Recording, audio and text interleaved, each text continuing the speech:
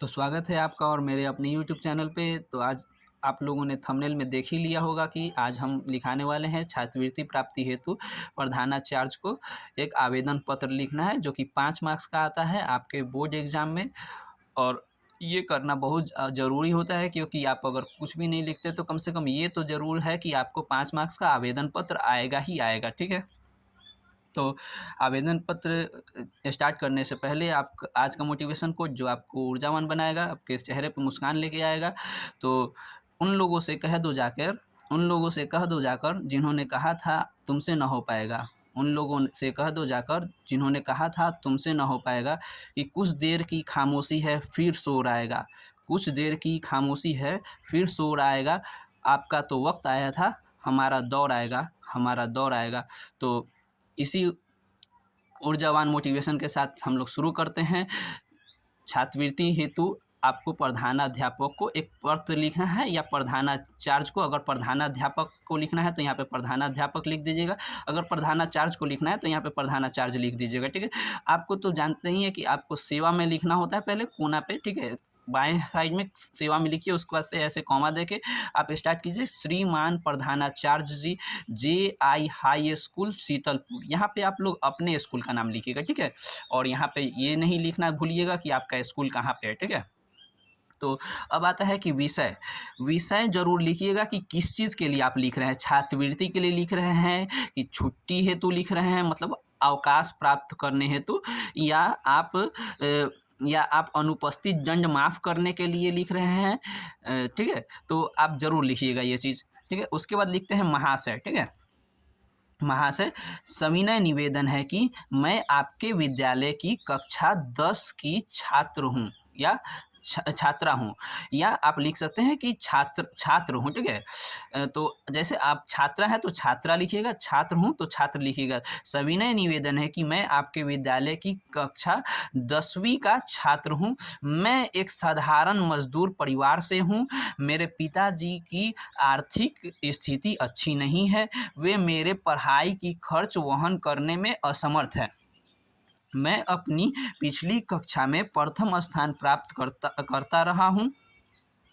अतः आपसे अनुरोध है कि मुझे विद्यालय के छात्रवृत्ति कोष से छात्रवृत्ति प्रदान करने की कृपा करें। इसके लिए मैं आपका सदा आभारी रहूँगा। इतना लिखने के बाद आप सभी जानते हैं कि आपका नाम बहुत ज़्यादा ज़रूरी होता है, तो आप लिखिएगा सबसे पहले आपका आज्ञाकारी छात्र। ठीक है? उसके बाद आप अपना नाम लिखिएगा, जैसा कि मैंने लिखा है, कौशल राजा, कक्षा 10वीं और क्रमांक 7। और यहाँ पे दिनांक ना देना भूले दोस्तों, दिनांक देना ना भूले। दिनांक देना भूल जाइएगा तो आपको 5 मार्क्स की जगह पे 1 मार्क्स काट के 4 मार्क्स दे दिया जाएगा। तो कोना में यहाँ पे लेफ्ट साइड में नीचे में दिनांक जरूर लिखिएगा। ठीक है? और आपका बॉडी सब कुछ सेम रहता है, आपका बस यहीं पे कुछ थोड़ा सा चेंज होता है। जो भी आपका जिस तरीके का आपका विषय होगा उसी तरीके से बॉडी चेंज हो जाता है।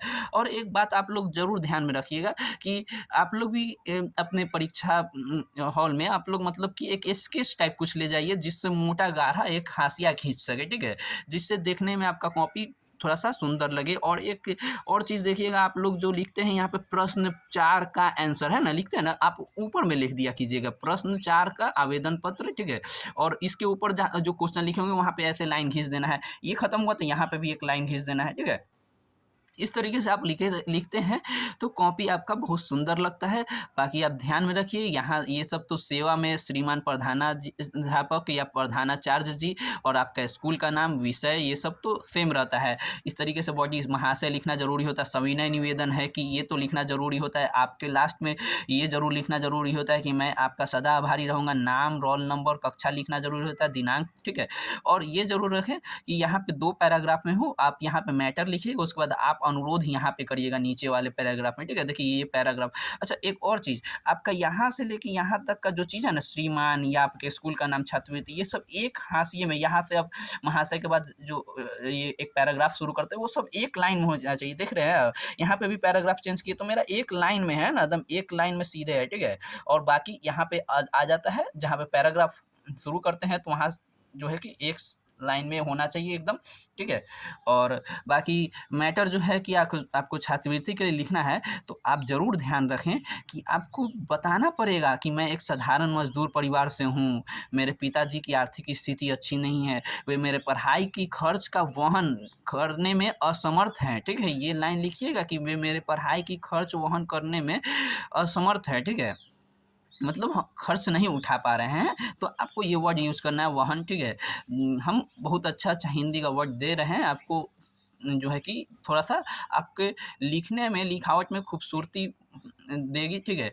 ये शब्द, और मैं अपनी पिछली कक्षा में प्रथम स्थान प्राप्त करता रहा हूँ, ये लिखिएगा, क्योंकि आपको छात्रवृत्ति क्यों दिया जाए, आपको पढ़ने के लिए आपको कुछ पैसा क्यों हेल्प किया जाए, क्योंकि आप एक मेधावी छात्र हैं, तो आपको दिखाना पड़ेगा कि मैं अपनी पिछली कक्षा में बहुत, मतलब पिछली कक्षा में जितने भी 9th में 8 में जो भी था, तो मैं हमेशा से प्रथम स्थान प्राप्त करता रहा हूँ, ये ज़रूर लिखिएगा, तभी ना आपको देने कोई देगा पैसा। कि आप अगर आप अच्छा पढ़ने में नहीं है तो आपको पैसा क्यों देगा कोई स्कूल।